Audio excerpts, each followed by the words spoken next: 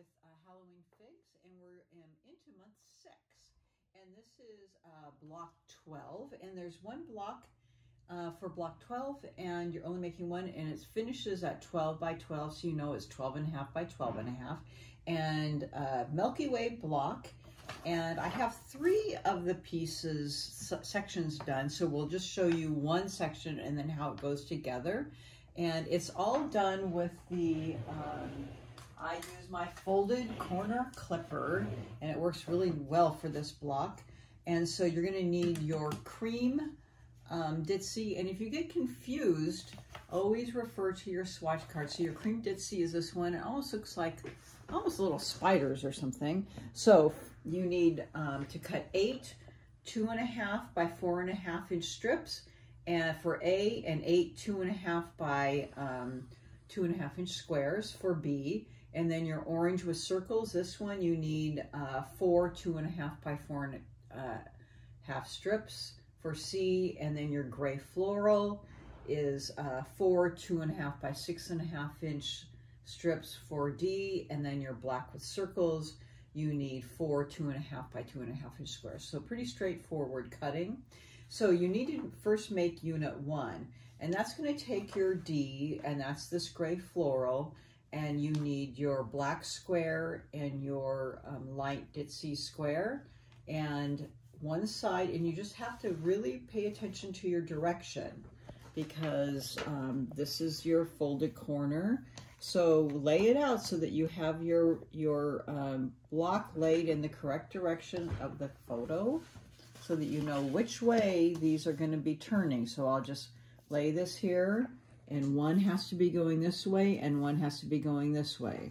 So I've already done this, so I've laid this down. And when I'm doing this, my square is laid this way here, and my cut then here. So if I'm not sure which way I'm going to be doing it, I fold it first so I know which way I'm going to be cutting it. So my cut, I've already cut it, but my cut using my folded corner clipper is cutting off this way and then folding up this way on my square. So this one's going this way, and then I'm turning it, and on this way it's going the opposite. So they're mirror images. On my rectangle, it's folded this way. My ruler's here. My cut is off here, and then folded up this way. So you can see their mirror images going in this direction. So this is my big piece, and this is unit 1. And then unit 2 is taking the orange rectangle, okay, and it's going to be going downward. All right, so here it is going this way. Here's my picture, and it's going down. So I just lay it here. I know it has to be going this way. So my square would be on here with my corner clipper on here on my unit, being cut off and then folded this way. Okay, so I have, this is unit 1 and this is unit 2. And so the block layout is pretty easy after you make those. So my block layout, I follow this diagram. This would be laid out here. This is laid out here. And then block A is short. And the other block A is here. These are both the same size. Okay, so my piecing would be piecing these 2 together and then piecing this onto it and then piecing this. So 1, 2, 2, 3, and then 4 is my piecing. And if I turn that, you could see that that's, or I'll just leave this way, and that's what exactly what I did here. Okay, so you have 4 of them that are all pieced exactly like this, and then they're just spun in different directions. So here's 1 of them, here's 2, here's 3, and then once I piece that, I'll just spin that around.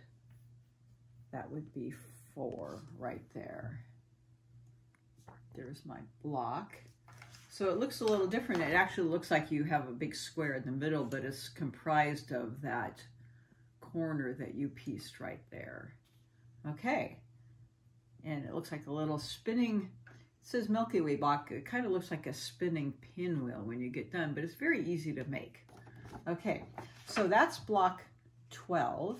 And then when we move on to block 13, that's going to be our very first applique block. I'll give you a sneak peek of it. This is going to be block 13, and it's the Milky Way, it's the Autumn Lily block.